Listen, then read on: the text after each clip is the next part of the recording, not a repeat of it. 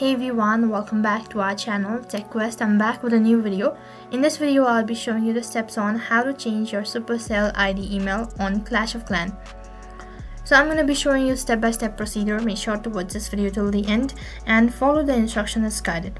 You can change your email address attached to your Supercell ID simply by following this method. First of all, you need to log into your account, and once you're logged into your account, on the home page you'll be able to see the gear icon. Click on it. As you click on the gear icon, you'll be able to see a list of options, and from there you need to click on connected.